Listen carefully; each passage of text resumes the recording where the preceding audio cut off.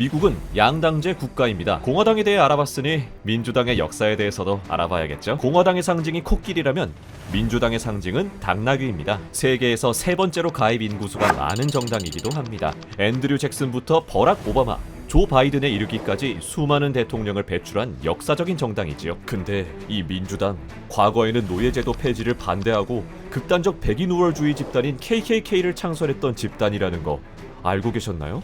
인종차별에 앞장섰던 이 정당은 지금 미국 내 대부분 흑인들의 지지를 받고 있으며 미국 최초의 흑인 대통령에 이어서 미국 최초의 여성 흑인 대통령 후보까지?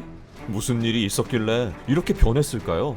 오늘은 미국 민주당의 역사에 대해 알아보도록 하겠습니다. 미국이 막 건국되었을 시점에는 정당이라는 개념이 확립되기 전이었습니다. 단지 중앙정부 위주로 국가를 운영하느냐, 주정부 위주로 국가를 운영하느냐에 따라 연방파와 공화파로 나뉘어져 있었죠. 이때 연방파라고 불리는 사람들은 미국이 건국되었을 때 동부 해안가 쪽에 있던 13개 주의 엘리트들, 공화파라고 불리는 사람들은 그런 엘리트들을 못마땅해 하는 개척자들이었습니다. 1792년 토마스 제퍼슨과 제임스 메디슨이 민주공화당을 만들면서 본격적인 정당 개념이 미국에 자리 잡게 되었습니다. 실제로 이 민주공화당은 1800년대부터 1828년까지 미국 정치를 이끌어가는 당이었어요. 하지만 민주공화당 내에서 불안은 무럭무럭 자라고 있었습니다. 1824년 민주공화당에서 무려 4명의 대선 후보가 대권에 도전하게 됩니다. 존 퀸시 애덤스, 앤드류 잭슨, 윌리엄 크로포드, 헨리 클레이. 이 중 우리가 주목해야 할 것은 앤드류 잭슨입니다. 투표에서 1등을 했지만 과반수를 얻지 못했고, 미국 헌법에 따르면 과반수를 얻지 못하면 하원 의원이 대통령을 뽑게 되어 있어요. 당시 하원 의장이던 클레이가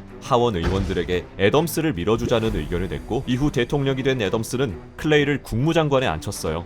이 사건 이후 앤드류 잭슨의 지지자들이 나와서 만든 당이 지금의 민주당입니다. 이 남자는 군인 출신의 정치가인데요. 1812년 영미전쟁에서 엄청난 활약을 하면서 개척자들의 마음을 사로잡았죠. 즉, 앤드류 잭슨의 지지 기반은 개척자들이었던 거죠. 이들은 스스로 땅을 개척해서 본인들의 농장을 만들었기 때문에 정부가 본인들 농장에 간섭하는 것을 싫어하고, 개척 당시 금융기관에서 빚을 내서 개척을 했기 때문에 금융기관을 극도로 혐오하는 특징을 가지고 있었습니다. 또 원주민을 몰아내고 그 땅을 차지한 사람들이니 원주민들이 부당한 처우를 받는 것에 관심이 없었습니다. 오히려 원주민들은 개척에 방해되는 존재이고 정당한 전쟁으로 원주민의 땅을 취득했다고 생각하는 사람들이었죠. 그래서 대통령이 된 앤드류 잭슨은 중앙은행 해체, 인디언 이주법 등의 정책을 펼쳤습니다.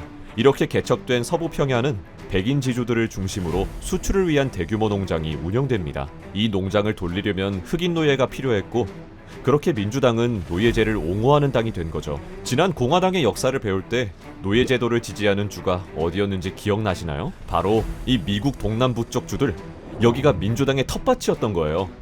그렇게 민주당의 암흑기가 시작되었습니다. 이 시기 남부 민주당원들은 중앙정부의 인종평등 정책과 근본이제를 반대하는 입장을 고수하며 조용히 자신들의 세력을 구축했습니다. 이 시기에 KKK를 창설하여 백인 우월주의의 끝판왕을 달리고 있었죠. 자본주의로부터 남부 농경사회 보호, 백인 우월주의, 이 두 가지가 이 시기의 민주당을 대표하는 키워드인 겁니다. 이러한 민주당의 키워드는 미국이 대공황을 겪으면서 공화당에 대한 신뢰가 박살나고 루즈벨트가 대통령으로 당선되게 되면서 변하게 됩니다. 중앙정부의 간섭을 극도로 싫어했던 이들은 루즈벨트 대통령의 뉴딜 정책 아래 큰 정부를 지지하는 당으로 변화하게 됩니다. 즉, 정부가 기업을 통제하고 서민들을 위한 복지를 펼쳐야 한다 라는 입장으로 변하게 된 거예요. 이런 정책을 펼치다 보니 상대적으로 사회적 약자이던 유색인종과 빈민 노동자들을 위한 정책이 많아지게 되었고, 자연스럽게 그들의 지지를 얻게 되었습니다.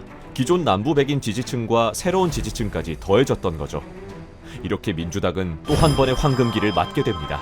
하지만 1964년 민권법이 통과되며 기존 남부 백인 지지층들은 민주당에게서 등을 돌리게 되고 새로운 지지층만 남아 현재의 민주당 이미지가 완성되게 됩니다. 지금까지 민주당과 공화당의 역사에 대해서 두 편에 나눠서 알아봤는데요. 중앙정부를 반대하고 인종평등을 반대하던 당이 미국 최초의 흑인 대통령을 배출하는 당이 되기까지는 이런 과정들이 있었습니다. 우리나라 정치도 좌파니 우파니 빨간색이니 파란색이니 하는 흑백 논리에서 벗어나 각자의 삶에서 자기들의 입장을 대표해줄 수 있는 당을 찍는 것, 또 정치하는 사람들은 그런 당을 만드는 것이 우선되어야 할 것 같습니다. 시청해주셔서 감사합니다.